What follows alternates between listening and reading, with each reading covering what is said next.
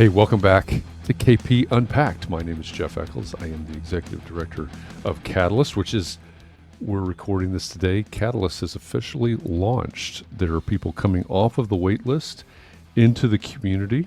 So I have to jump straight back from this recording over into Catalyst to do some orientations and to welcome folks into the community. So that is super exciting for us today. And we're back from a little bit of hiatus. We haven't recorded for a few weeks. I don't know if you'll even realize this as based on publication. Probably not.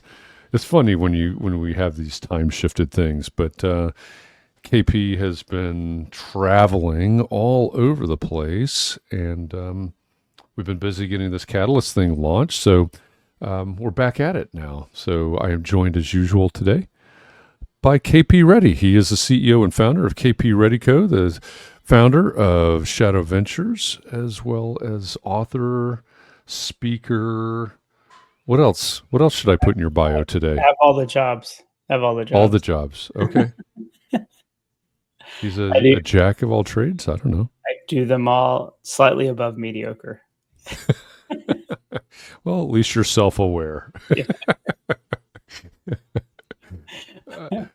We come here every week to record KP Unpacked. We started this version of the podcast a year and a half ago, I suppose, really to dig into the popularity of your LinkedIn posts, because you're there posting a couple times, maybe 3 times a day, something like that. And some are long posts, some are short posts. They're insightful. Sometimes they're pot stirring. And this is our opportunity to dig into some of those most popular posts. And so that's why we call it Unpacked. We come here and we unpack one of those posts every week. So we're back here this week to unpack another one of your LinkedIn posts. And one of the things that we're going to talk about, a topic that it's not a new topic. I don't know that we really talk about anything that's all that new. It seems like this whole conversation of innovation in the AEC world, when we look out at the broader world, I suppose, is we know it's a laggard industry, and so it seems like a lot of the innovation that we talk about is not necessarily new, or a lot of the topics we talk about are not necessarily new. But this is a popular topic, and it has been for a long time. So hang on to your hats, because I'm going to read KP's post, and then I'm going to give you a little bit of context here. So the post goes like this: in AEC, please never say digital twin ever again. It doesn't exist, and it will never exist. And you're already laughing. So, all right, we're going to get into that here in just a minute. But first, let me set the stage. Let me give everybody a little bit of context. I know many people have heard the term. Many people are familiar. Many people have, quote unquote, worked on digital twins. Before we unpack that post, let me give you a little bit of a definition. A digital twin is a digital model of an intended or actual real-world physical product, system, or process. A physical twin that serves as a digital counterpart of it for purposes such as simulation, integration, testing, monitoring, and maintenance. A digital twin is a set of adaptive models that emulate the behavior of a physical system in a virtual system, getting real-time data to update itself along its life cycle. The digital twin replicates the physical system to predict failures and opportunities for changing, to prescribe real-world actions for optimization, and or mitigate unexpected events, observing and evaluating the operating profile system. All right, that's a lot of words. I think that was relatively understandable for most people. Mm-hmm. So given that definition and your post, don't ever say it again, what do you see as the reality of the digital twin? Well, I see what happens is let's take a step back about how people look at technology in this space, right? Right. We drew on paper, vellum, whatever, and then we went into CAD, and then we went into BIM, and then it wasn't good enough to say, "Hey, I'm a BIM manager or a BIM draftsman," or whatever, right? Whatever that may be. We decided we need to say that we're in the business of digital twins. Not sure why, right? Not sure why people brought it up. Maybe just to be differentiated. But these were one of these things. I think the reason I posted about it and get focused on these things is the more you say dumb things, the dumber the industry looks. so when, Okay. so when people are on LinkedIn or whatnot talking about things as they think they may have authority, Hmm. but they're saying dumb stuff, it makes us all look dumb. So I feel like it was a public service announcement. Like, stop saying it because you make us all look dumb. Okay. And the reason being is if we think about a digital twin, let's think about like why people bring it up. It's because they get a they see BIM, they have a 3D model, and they somehow think because they have a 3D model that is a 3D representation of the building, quote Hmm. unquote, that it's a digital twin. Right. And it's absolutely not. It's just absolutely not, right? I mean, a digital twin, if you look at history, right? And I think in that article I sent you, because I was like, let's just make sure we're not, KP's not just saying this to be a jerk, right? This is actually what the facts are. This is the definition of a digital twin. I didn't read it. Hmm. You read it. You read it off the internet, right? So it And must it be true. must be true. Um, so this idea that like a 3D model is a digital twin is just not even close. And to say so is quite ignorant because Yeah. it has to be it has to be and nowhere does it say 3D. Did you see 3D on there? No, it said a No. digital representation of the Hmm. real reality. Right. And so everything I've seen in digital twin is, I can't open and close the window. I can't open and close the door. I can't set I can't see what the building system, the VAVs were open or closed. So unless we're going to censor buildings and have a sensor on everything, including the revolving door, including the flooring, including, how do you create a digital representation of reality to predict analytics? And the best use case of this has been from GE for their engines, right? They were running Right. LiDAR scans. They had sensors all in the motors, right? And if one of the blades had a minor flaw in it, it would get represented. And then they could say, with this flaw, if I run it another 1,000 hours, what's it going to Right. do? Is it going to break? Is it, what's the issues going to be? And so it requires a level of sensing in the physical system to actually feed data to the digital system. Yeah. And we don't have that. We're not Right. even close to it. And we have to remember a building is not a building. A building is a system.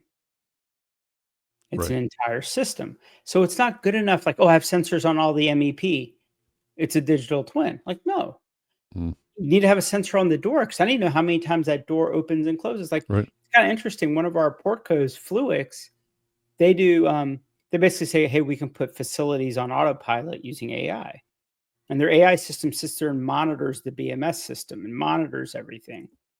And they were working with the client and they didn't understand why they're having all these energy spikes. And it turns out like some door was getting opened. Some big warehouse door was getting open and left open for too long. Hmm. And that was changing the dynamic. Well, how do you know that? Like a digital twin should know this, right? But there's no sensor on the big door. Yeah. There's no sensor that says it's open or closed, or how long it's open, or what percentage it's open, and what are the outside weather conditions in terms of temperatures on that. Like there's so much more complexity to it when we think about a building system Right. and the number of sensors and touch points that you have to have. It's just not. It's just not possible. So we should stop saying it. Like you don't sound cool because you say you know digital twin. Like you sound dumb. Is a digital twin possible? It's possible. The question would be what's the return on investment? Right? Sure. There's sensors for everything. You know, you can get sensors from $25 to $100, right? And or more. But can you put a sensor on every door, every window, every, the running joke I have is if you live in a historic home, like an old home, right? Yep. So if I digital twin your own house, do all your windows open exactly the same? Of course not, Why? because they're old. Because they're old, right? So Yeah. we would need a digital representation of every window because if I wanted to say, hey, what if I wanted to run a simulation, other part of Mhm. digital twins, I want to play around with my thermostat. You went and bought a fancy Nest thermostat, right? Mhm. And I want to play around with if I open these 3 windows upstairs to release some heat, can I mess with my thermostat, right? Right. It's a I don't know, that's a great simulation. I'm one of these guys that walks around and I check my registers. Like everybody usually has all their registers open. Or Mhm. like that one room, that extra room you're not using, you close it all the way. I'm the Yeah. weirdo that walks around and mine are like, "Oh, that one needs to be about 3/8 open." Um, like, I don't know why we don't have VAVs in homes. Anyway, um, but if you wanted to run that simulation, well, that extra bedroom where the window doesn't open all the way because it's, like, old, the digital twin needs to know this, Right. right? The digital twin would like, you can never open that window because it's been painted shut because it has 4 layers of paint on it. Sure. Yeah. Yeah. So at the very least, it's not practical. Probably not. Yeah. Now, So. you can argue that are there other granular, could you put a thermostat in could you put a thermometer in every room Mhm. of your house and maybe that's how you're getting there. So there's different, but I think that the my general point is that no one's doing digital twins. Right. And we might be able to, some folks might think they're impressing each other in our industry. Go talk to an engineer at NASA and talk about digital twins. You'll look like a moron. Yeah. Okay. So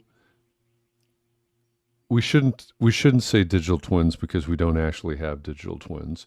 Mhm. It is possible to create digital twins, probably not practical, and the big question, of course, is ROI. So what's the point? And again, when I opened, I said, this is not a new topic. Right. We've been talking about digital twins for a long time. So where did the idea come from, or maybe more importantly, why did we start talking about digital twins? What were we actually envisioning when we started talking about digital twins? I think people were envisioning this idea The real that, deal. Yeah. that a building is a system and Hmm. whatnot. But I think, some of this stuff comes from people go talk at conferences. Look, there's words I can use in our industry that are 5 years old, but might sound new to the industry Sure. and be Yep. very impressive. So I think Hmm. what happens is, you have conferences, you have people that talk about this stuff, you have people that, you know, I think I posted something a couple years ago. I was like, never did an owner ask for a digital twin. They just want a building on time, on budget that performs within their criteria. They don't Yeah. ever ask for a digital twin. That's not, no one cares. It's a big so what sandwich. I think that's, that, I don't know.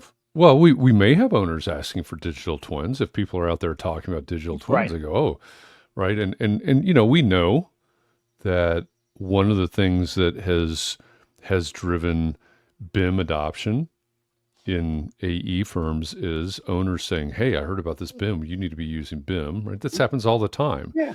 Um, but I would say what the owner really wants, and many times it's the mechanical systems, Mhm. right? I mean, you've been using different versions of mechanical systems a lot as examples here, but many times it's And I think maybe it even goes back to lead, right? We're going to get this lead. It's going to be, we're going to have it third partied, and then we're going to need to monitor, how this system works, this system works, and there are you used the word earlier. There are granular ways. There are different tools and systems to monitor this, that, and the other, which some owners do actually really want, right? Looking at how their building performs. But then, back to the question of digital twin, is that really what we're after? Or is it just simply what's the efficiency or how's unit number 3 on level number 2 running on June 20th, 2025? Is it in line? Does it require maintenance, et cetera? Yeah. And I think part of it is if we're not doing the basics, let's stop Mm-hmm. trying with look, we commission a building Yeah. and then we never touch it again. Right. Like that's insane. It's just like absolutely insane, right?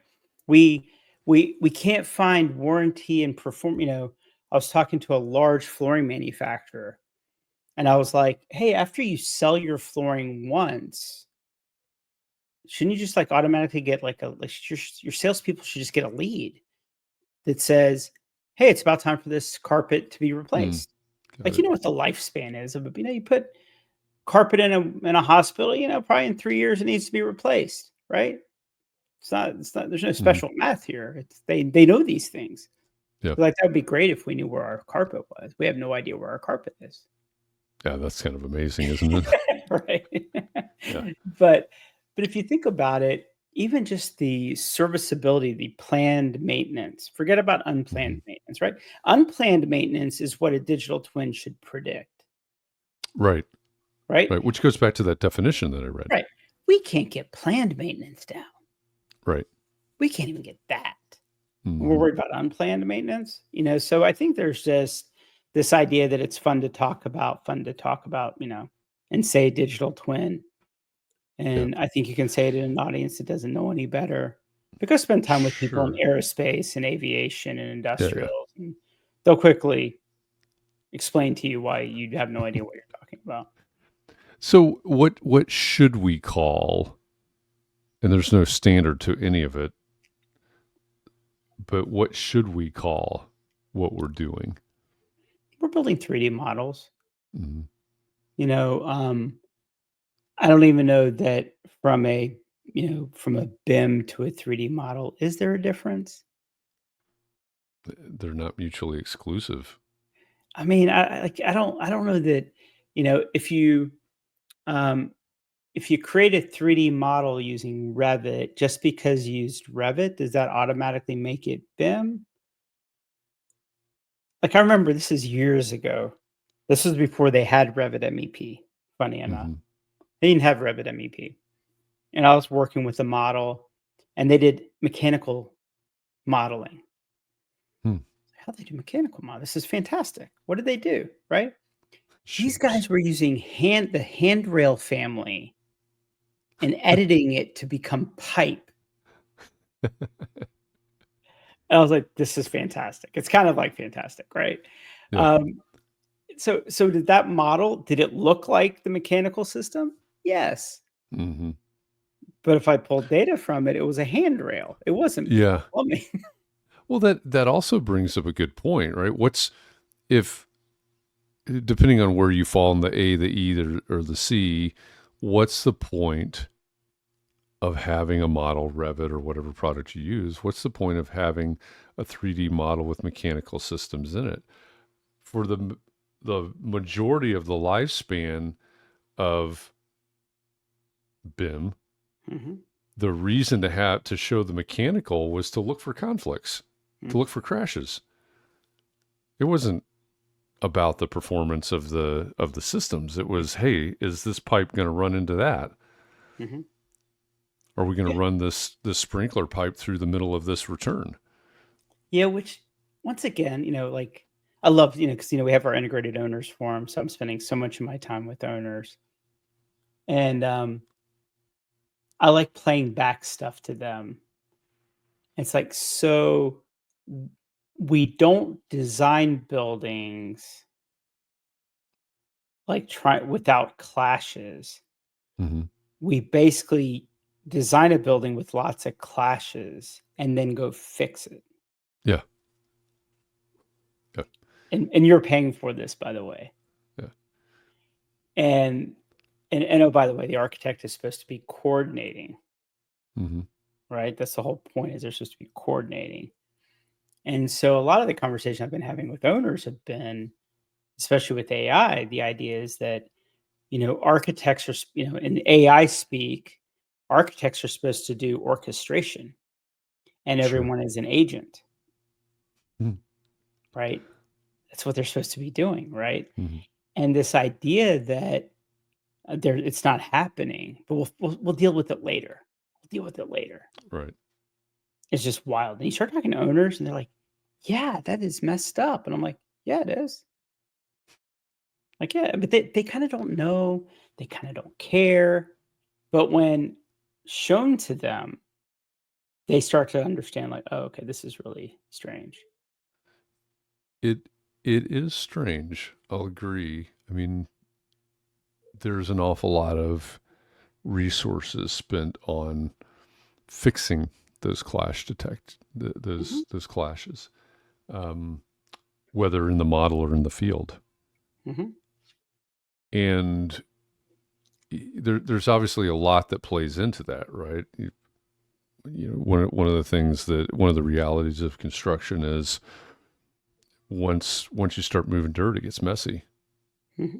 right? Like literally and figuratively. So what's causing that in the field? Because none of this happens in a bubble. None of it happens in a vacuum. There's reality that sometimes, not all the time. I mean, but sometimes forces some of these things, and sometimes it's just, from the design side.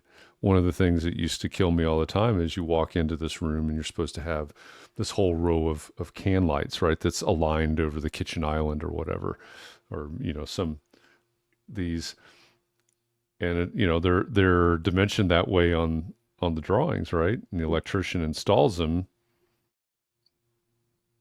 which again, hey, we created this 3D model and then we printed it out on 24 by 36 inch sheets of paper. So there's that. But the electrician, did they actually read the plan? Were the ceiling, Yeah. were the ceiling members Yeah. placed properly? There's all kinds of things, right? Yeah. But But you're bringing up an interesting point. Like, and check out previous episodes where I said BIM is dead. yeah, Just Google that, BIM is dead. But I remember working on a courthouse, and this was the early days of 4D. We're going to tie construction to a construction schedule. mm-hmm. And we went through, it was like a federal courthouse. We went through so much effort. This is the sequencing, and this is what makes sense. Mm-hmm. And I go out to the job site, and they just didn't follow it. Yeah. And so I asked the superintendent, like, what the hell? Like, dude, what is happening? Like, we put in so much work. Like, well, the MEP guys got here first and they were ready to Mm-hmm. go. And I was like, the mechanical guys showed up and they were ready to go. And they'd already fabricated their stuff. So they, first in, first out. They won. They won.